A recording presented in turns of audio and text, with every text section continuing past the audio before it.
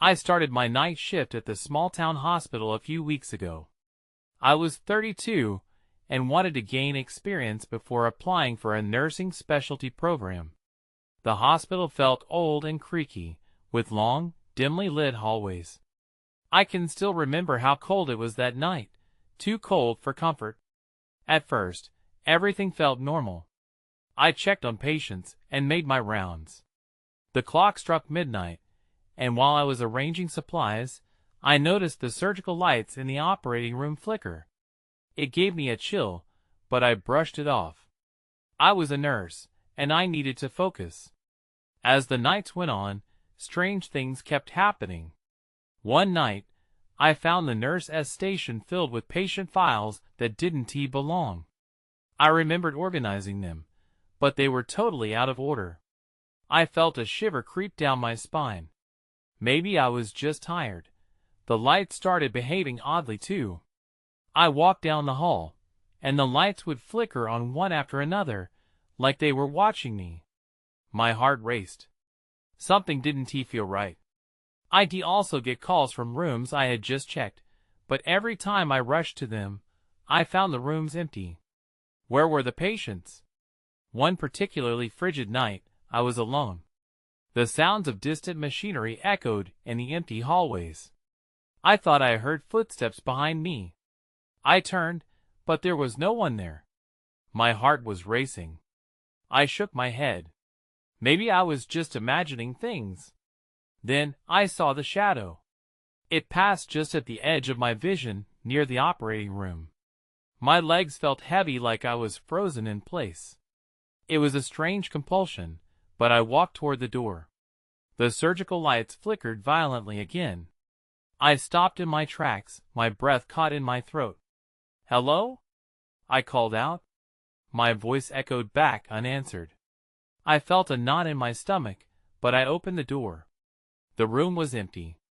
I whispered a prayer, hoping to calm my nerves. But standing in that dark hallway, I felt something behind me. Then I heard it, soft but clear. Someone whispered my name. I spun around, but once again, nothing was there. The hallway felt endless, and my heart was pounding. I was sure someone was watching me. As I stepped back, dread washed over me. I knew I wasn't safe. It was only the beginning. There were things hidden in the dark corners of that hospital, waiting silently to reveal themselves. I couldn't shake the feeling that I was not alone, that whatever was haunting those halls was only just getting started. The next shift felt different. I arrived at the hospital with a knot in my stomach. Maybe it was just the weight of fear, but I couldn't shake it off. The doors creaked as I pushed them open, and the stark fluorescent lights seemed harsher than usual. My coworkers greeted me, their smiles thin, but I noticed the weariness in their eyes. It was just past midnight when I made my rounds again. The routine was already deeply ingrained. Check vitals, log medications, smile, and reassure the patients. But this time, as I walked past room 204, I felt that unmistakable chill again. I paused, my hand hovering over the doorknob.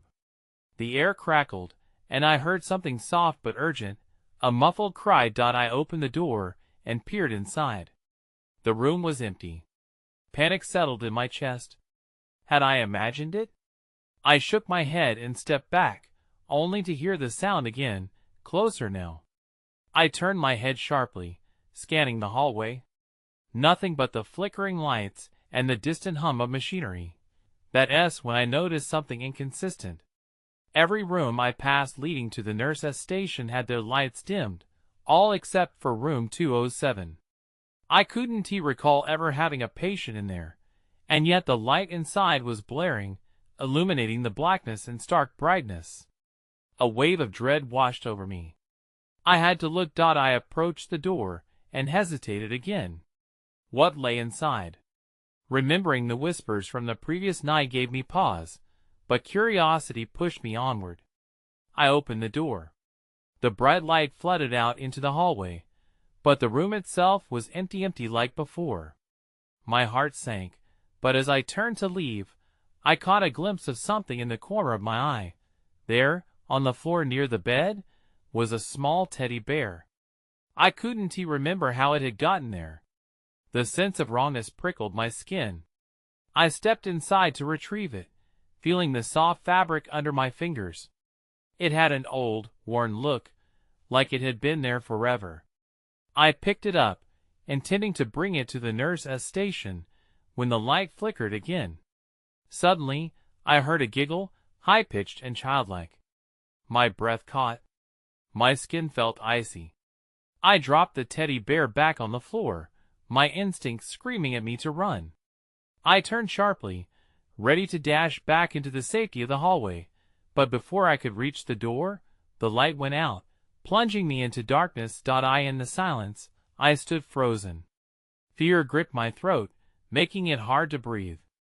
I turned back toward the now closed door, but before I could react, I felt the coldness of a small hand clasp my own. The touch was real, and yet impossible to explain. "Help me," a voice whimpered softly, echoing in the dark. I yanked my arm away, panic spiraling in my chest. I stumbled back, colliding into a wall. My heart raced, and I forced myself to push through the door, plunging into the hallway. The lights outside flickered on again, illuminating my path. The echoes of the giggle stayed with me as I ran toward the nurse's station, breathless and terrified. What had I just experienced? I couldn't explain it, couldn't justify it. All I knew was that I needed answers, and I needed them fast. I had to find someone who could help me make sense of this nightmare. That's when I noticed a figure at the end of the hall, a shadow standing still, watching me. Time froze as I caught my breath. I was not alone, and this time I was sure. I took a hesitant step back, my instincts screaming to flee, but the shadow remained. It was tall, too tall, with an indistinct shape that seemed to ripple and waver in the flickering lights. I blinked hard, hoping it would disappear, but it didn't. Instead, it shifted slightly, as if it noticed me watching. A wave of icy fear washed over me again. "Hey! Who's there?" I called out, my voice trembling. Silence. The figure didn't move, but the air around me felt charged, as though something invisible was building up. I took another cautious step back, but I couldn't tear my gaze away from the silhouette. It felt like an electric current was running through the space between us, pulling me closer. My heart hammered in my chest, competing with the pounding in my ears. "Just stay back," I shouted again, forcing my voice to be steadier. But deep down, I was terrified of what might happen if it did move. I pivoted to run. Enough was enough. The nurse's station was my only refuge, and I was going to sprint for it. I darted down the hall, the fluorescent lights buzzing above, making the shadows dance. I could feel the weight of unseen eyes on me. I glanced back. The figure was still there, just as still, as if it hadn't even shifted a muscle. My pace quickened, and I slammed into the nurse's station, panting heavily. "Sarah! You in here?" I shouted, searching frantically for my colleague. No immediate response. The station was too quiet, too empty. I leaned against the counter, desperately trying to calm my racing heart. That's when I noticed the patient logbook sprawled open on the table. It was unusual for it to remain open, especially without an entry. I moved over, compelled to look closer. My hands trembled as I flipped through the pages. Each name was familiar, but it was the date on the latest entry that froze me in place. Only a week ago, there had been a patient in 207, a girl named Lily. "Lily," I whispered. It clicked in my mind. The giggle, the teddy bear. Had it really been a child? But she'd been discharged, I remembered that. So why did it feel like the room still held a piece of her? In that moment, the lights flickered again, and I felt the presence wash over me like ice water. A feeling of despair blanketed the station. The back door swung open, and in rushed Sarah, her face pale and set. "Marissa!" You won't believe what just happened, she gasped, before her eyes locked onto mine. What? What did you see? I asked, urgency gripping me. Room 207, it's been locked for weeks. Before I could respond, a loud bang echoed from the direction of the hallway, drawing both of our attention. My stomach dropped. Whatever shadow had stalked me moments ago might not be done yet. I had to know. I had to face it. But as I turned to answer Sarah, everything went dark again. The lights had gone out, plunging us into an oppressive silence. Marissa? Sarah's voice wavered. Where are you? Then, I heard it, a giggle, sweet and innocent, reverberating through the pitch-black space. Whatever was in room 207 was not finished with us yet. The darkness pressed in around us like a heavy blanket. The air felt thick with something unseen, something that twisted my stomach. I fumbled for my phone, desperate for the light it offered. Just as my fingers found it, I heard Sarah's shaky breath beside me. Marissa, we should, but before she could finish, a sharp crack echoed from the hallway, cutting through the stillness. It sounded like something heavy had fallen, or worse, something had moved. Stay close to me, I murmured, anxiety creeping into my voice. I switched on the flashlight of my phone, the small beam piercing through the darkness. I turned to Sarah. Her expression was pale and wide-eyed. As I illuminated the area, the nurse's station came into view, cluttered and familiar. But it suddenly felt foreign, as if it were haunted by shadows we couldn't see. The bright light only added to the unease, emphasizing how empty the space felt. Do you think it was just a door? Sarah whispered, trying to stay calm. Maybe. Another giggle rang out, this one closer. It echoed in my brain, sending chills through my spine. The sound was soft, playful, but it twisted into something sinister as it bounced off the walls. Did you hear that? I asked, my heart racing again. Yeah, she breathed. Where is it coming from? A sudden realization hit me. I pointed my flashlight toward the hallway leading to room 207. What if it's coming from there? Marissa, no. That room is locked. Sarah grabbed my arm, her grip firm. But the shadowy giggle beckoned. The urge to understand grew stronger. I had to know who or what was making that sound. I took a step towards the hallway, and Sarah hesitated, then followed. Each step felt like a plunge into the unknown, my pulse quickening with every creak of the floor beneath us. The light from my phone danced along the faded walls, highlighting the scattered medical posters and outdated notices. When we reached the door to room 207, it stood ominously closed. The metal doorknob gleamed under my phone's light, taunting me. Then, the giggle sounded again, sending an icy lump to settle in my throat. Lily? I called out.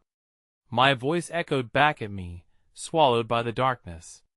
Marissa, this is a bad idea, Sarah said, her voice trembling. I have to know, I replied firmly. I raised my hand to knock, but just as my knuckles brushed the cool door, a loud bang erupted from inside the room. My heart stopped.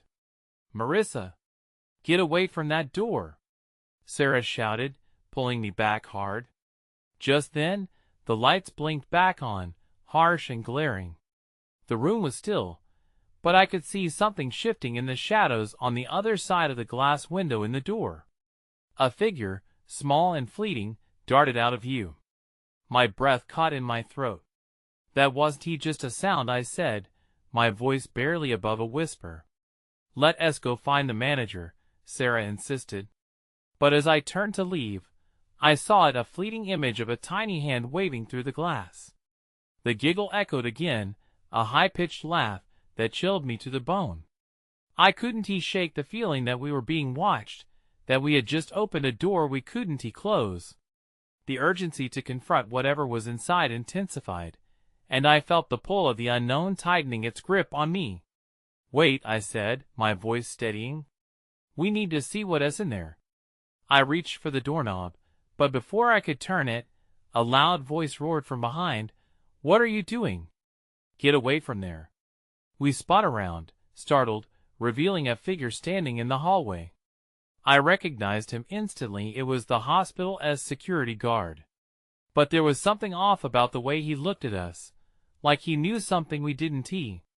"Come with me. Now." A frantic urgency clawed at me. I wanted to argue, but the shadows behind me felt alive, and that giggle still echoed in my mind.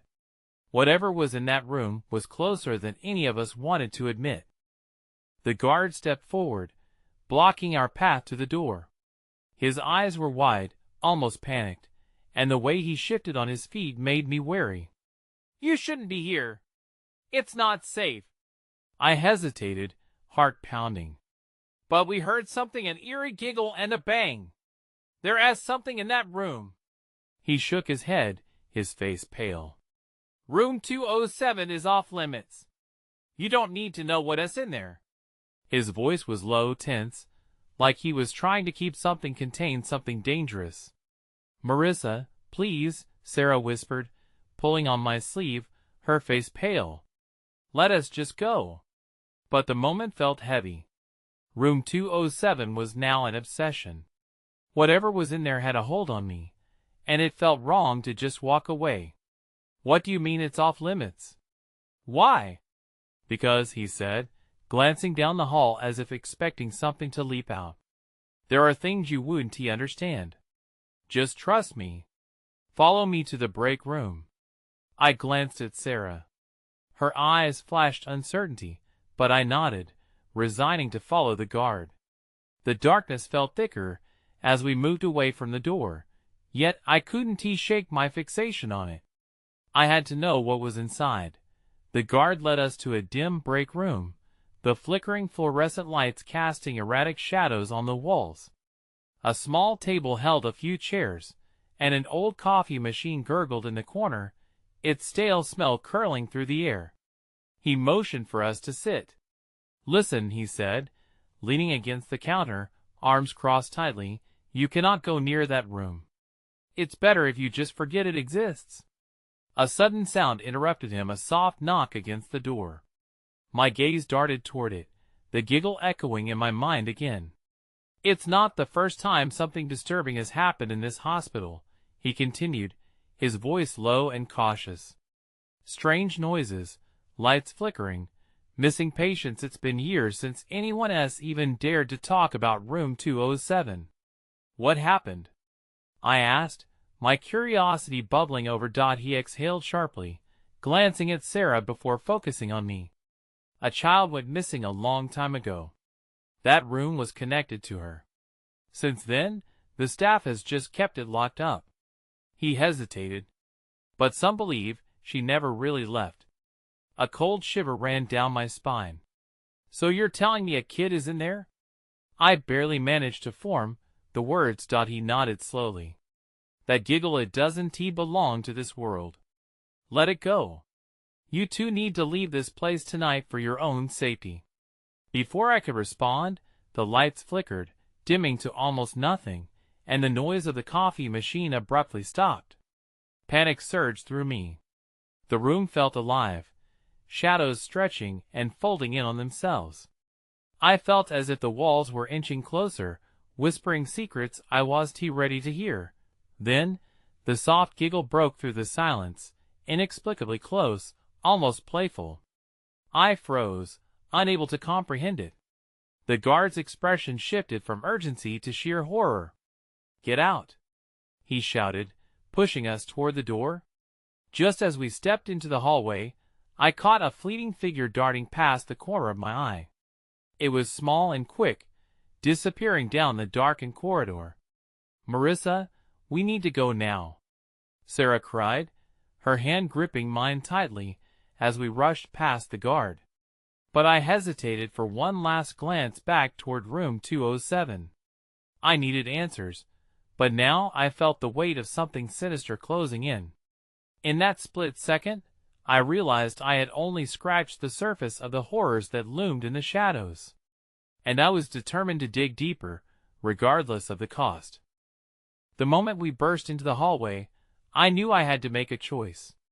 I could either follow Sarah and flee the hospital or chase that fleeting shadow I'd seen, the one that felt strangely magnetic. "Marissa, come on!" Sarah's voice pulled me back, but my legs felt heavy, rooted to the ground.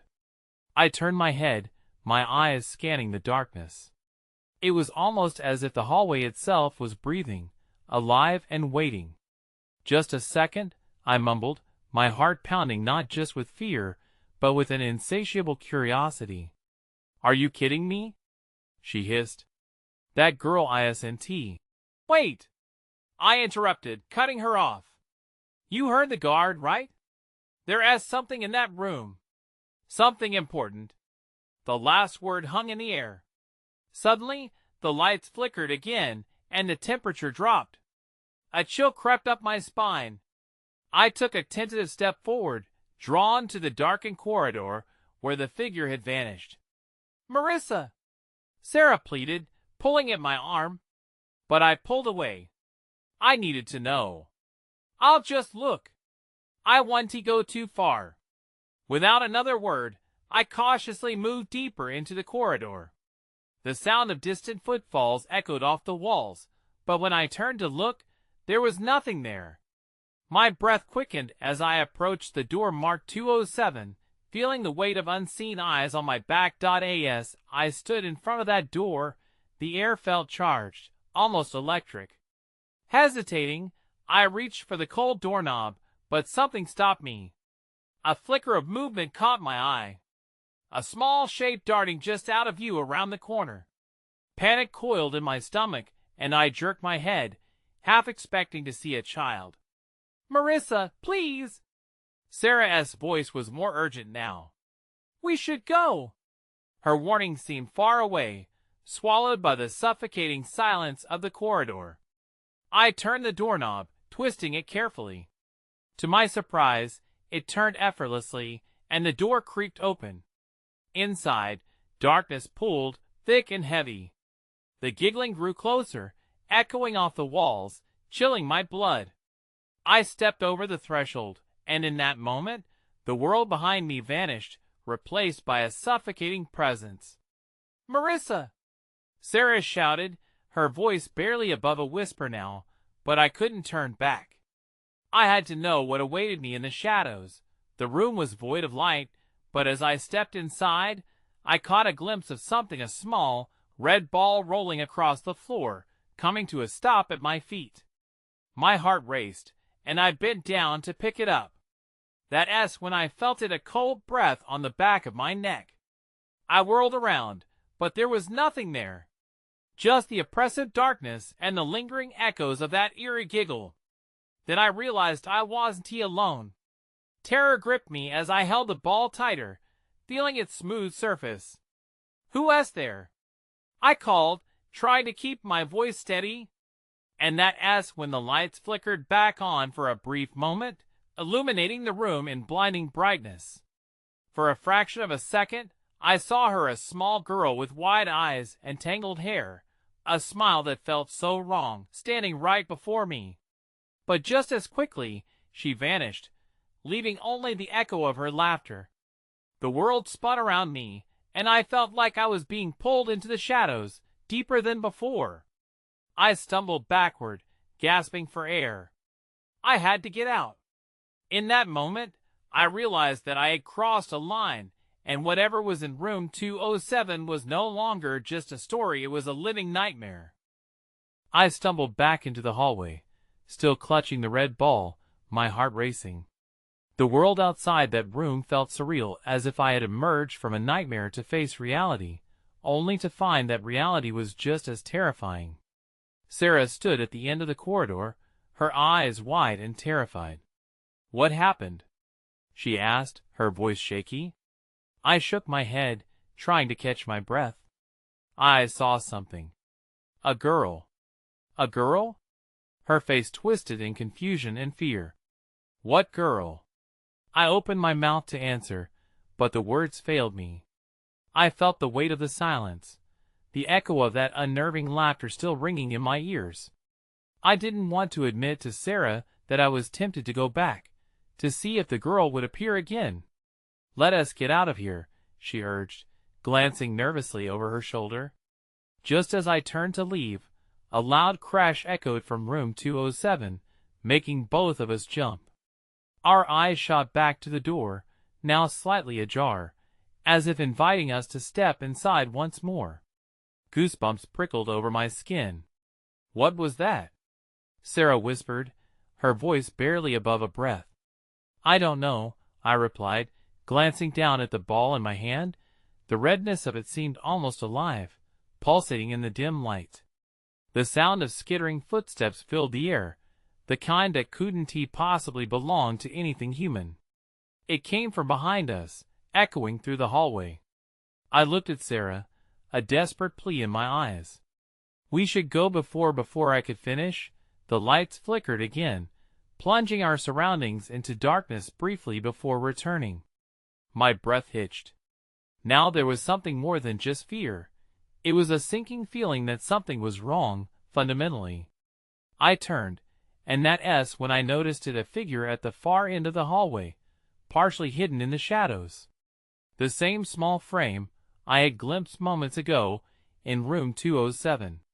The girl again, her face obscured, but I could feel her gaze boring into me, like she was beckoning me, urging me to follow. "Marissa, we should move," Sarah hissed, tugging at my arm. But I couldn't break away from that figure. It was as if a magnetic force held me in place. "I need to see her," I muttered, and before I could think better of it, I took a step forward.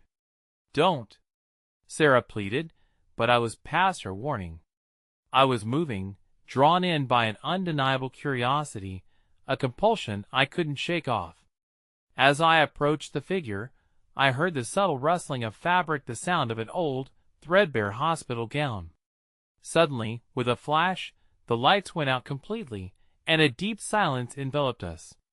In that silence, a whisper floated through the darkness, reaching my ears. "Help me." The voice was a blend of innocence and desperation. I shivered from the coldness of it, my body on high alert. "Who are you?" I called out, my voice quaking. But the silence responded, chilling my bones as the vision of the girl faded from my mind. I felt Sarah's grip tighten on my arm, urging me back. I couldn't shake the feeling that whatever was happening was far from over. "I found something," I muttered, holding up the red ball, but before I could explain, the lights flickered back on. And when they did, the hallway showed me something new. The wall near room 207 was covered in strange symbols, scrawled in what looked like dried blood. In horror, I realized they weren't just symbols, they were names. Each one eerily familiar, as if they were people I'd heard about. Marissa. Sarah's voice trailed off as she gasped. "I knew we weren't supposed to be here. Not anymore." But deep down, I felt the pull of the shadow once again, luring me toward that door. As panic surged in me, I realized whatever was happening, it was only just beginning. I could feel my pulse quicken, thudding in my ears. The names on the wall still haunted me, each one a reminder of something dark and unsettling.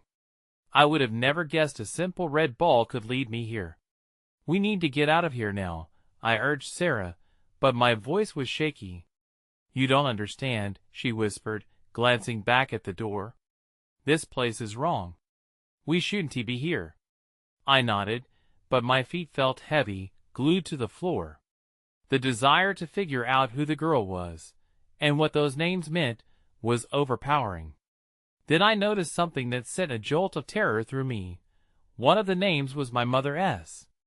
I gasped, eyes widening as I read it again. That couldn't be. The memories flooded back, her disappearance, the unanswered questions. "Sarah, look." I pointed at the wall. Her gaze followed mine, and her face twisted with fear. "This isn't right, Marissa. We have to go." But before I could respond, a low moan echoed from room 207. It was a sound that struck deep in my gut, something raw and painful. I felt it tearing at the edges of my mind. I couldn't ignore it. Without thinking, I stepped closer to the door. I need to know who she is, I whispered, more to myself than to Sarah. No! Don't do this. Her voice was urgent and panicked as she grabbed my arm. Struggling against the pull, I shook my head. Something was calling me. I stepped forward, pushed the door open further, and walked inside. The air grew thick and stale. I could barely see anything, but I heard the echoing whispers again, begging for help. Where are you? I called out into the blackness. What do you want? The shadows flickered ominously around me. And that was when I saw an old photograph on the floor, half hidden under dust. I knelt and picked it up. The girl from the hall stared back at me, her eyes wide and filled with unshed tears. Behind her were the faint outlines of crumbling hospital beds and a peeling wall. I felt a shiver grip me. I looked closer. At the bottom of the photograph, there scrawled in faded ink were the same names I saw earlier on the wall. This one, however, felt different. It was recent, a date stamped on the corner. I didn't recognize it, but shivers raced down my spine years after the rest. Marissa, please! Sarah's voice broke through my thoughts, urging me to pull away. I turned. The door behind me was now closed, a solid barrier between us and the exit. Panic surged through me. Sarah! I cried, pounding on the door. It wouldn't open. A chilling laugh echoed in the room, that same laughter I heard before. It bounced off the walls and pressed inward, making it hard to breathe. Both of us stumbled backward, the sense of dread crushing. We have to find another way out. But just then, the lights flickered and dimmed again, plunging everything into darkness. Marissa!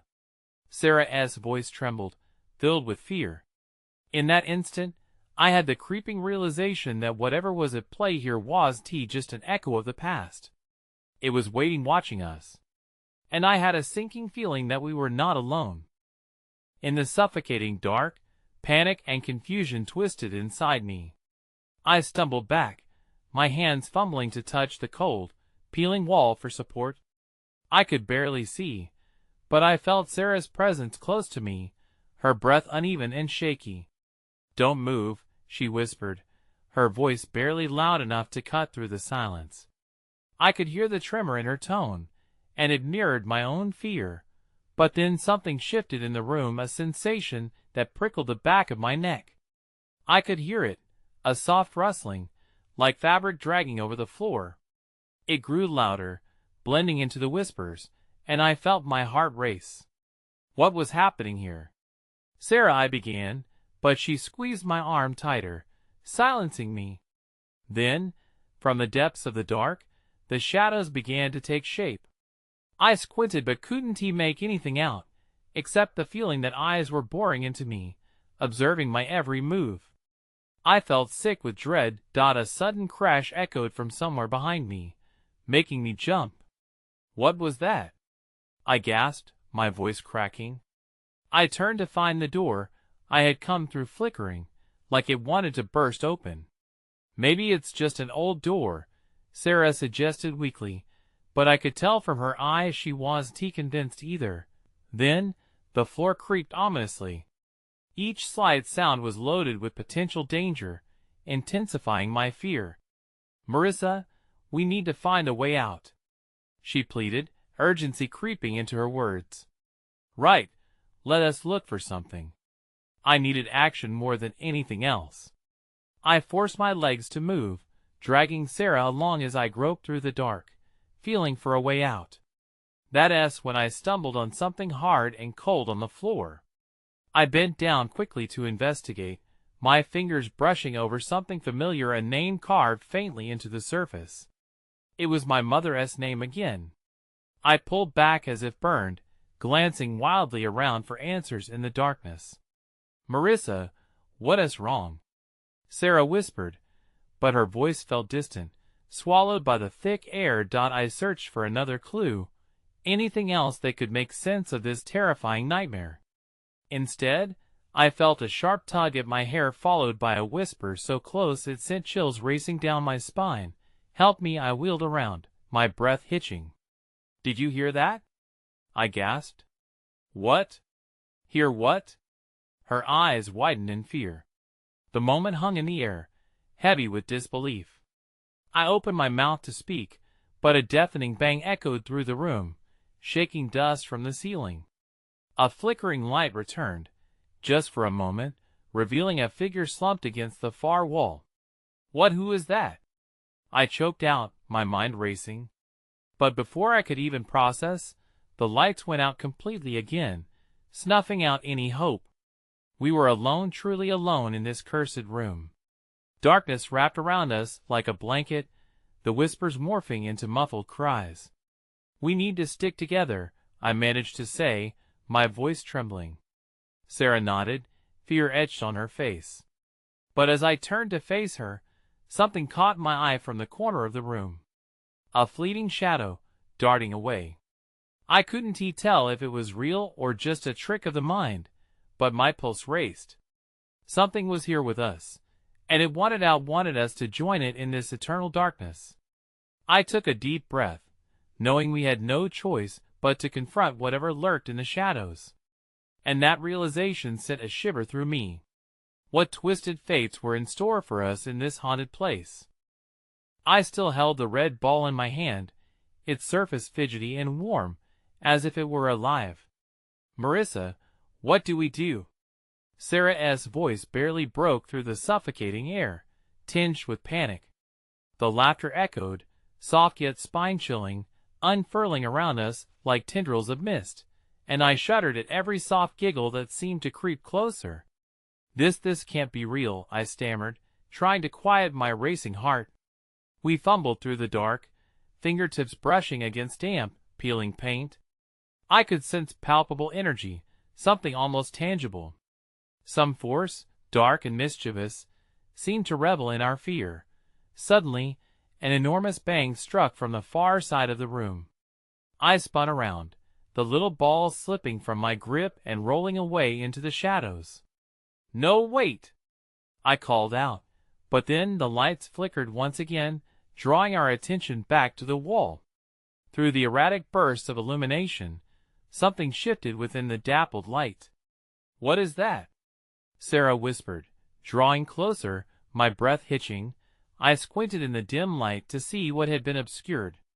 The wall depicted a series of drawings, crude depictions of children. Their arms were outstretched, as if reaching for something just out of their grasp. Ink smudged below them, and I held my breath. Some of the drawings bore familiar names, familiar enough to chill me further. They were the names I had seen earlier, people who had vanished, people who had been forgotten. And my mother's name stood alone among them, at the center of the frames. It made my stomach churn. Let us get out. This place isn't right. Sarah's voice quaked with urgency. But as I turned away, something icy brushed my shoulder. I froze, feeling a presence larger than just the room around us, more substantial than dread. A voice emerged in a hush, trembling and timid, calling out, "Help me." "Did you hear that?" I gasped, my heart pounding wildly. But Sarah nodded, eyes wide, trembling against the chill that swept through us. "Marissa, stay close," she whispered, clutching my arm, preventing me from moving. "We can't be in here." "No," I breathed, refusing to tear my gaze from the strange sketches.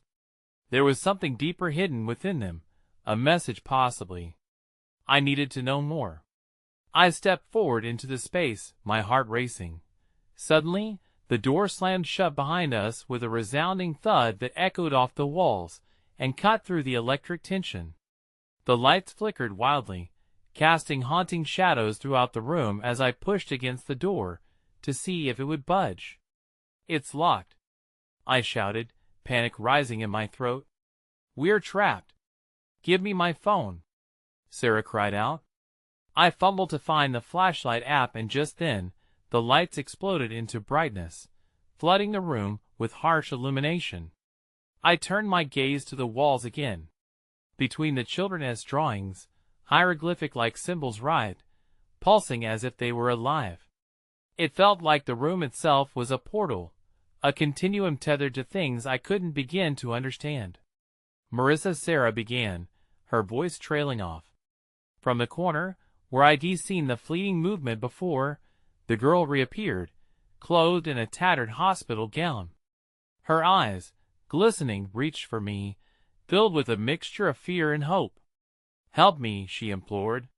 "Please, just leave us alone," Sarah shouted, flinching, but I took a tentative step closer.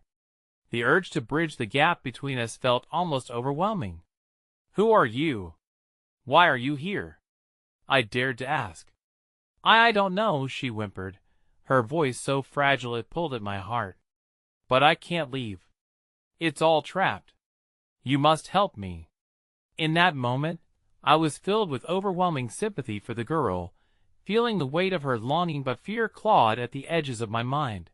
Before I could respond, another shuddering laugh echoed through the room, more sinister, more menacing. "You should listen," it whispered from the darkness. It was louder now, a deeper voice, one that sent chills spiraling down my spine. In a sudden flash, the light flickered off, then back on, and in that crucial moment, the girl was gone again. The air bit with loss, and I felt an ache in the pit of my stomach. "Marissa," Sarah's voice yanked me back to focus. "We need to find another way out before it's too late." She grasped my hand, tugging me toward the door that we could hear creaking ominously. Then a third bang shook the room, and the symbols on the wall began to glow. The names started to blur and writhe as if they were alive. I braced myself against it, feeling the room shift in response. "We're running out of time," I shouted, and we turned to the door. I stepped forward, pushing against the cold surface of the doorknob in desperation. Finally, it gave way, and the door creaked open again. We dashed back into the hallway, almost colliding into the waiting shadows, gasping for breath. The soft giggling taunted us from behind as we fled, but I couldn't shake the feeling of the childless gaze following us, her plea echoing in my mind. I don't know how long we ran, or how far we made it. Eventually, we stumbled upon the stairwell, thankful. There, we paused, but the whispering laughter still twirled around us, refusing to let me go. "Do you think it's over?" Sarah's voice trembled, but I could only shake my head in response. As we escaped the oppressive coldness of the hospital, my mind swirled with unanswered questions. Had it all been real? Were the whispers figments of my imagination? I still felt so deeply connected to the girl's plea. I only hoped she'd find her peace someday. Even as we drove away, and put miles between us and that place, questions simmered in my mind. I knew that I wouldn't be able to forget room 207, nor the children whose names lingered in the air like a haunting melody. But a part of me wondered if those echoes would always continue to follow me, dark and whispering, wherever I went.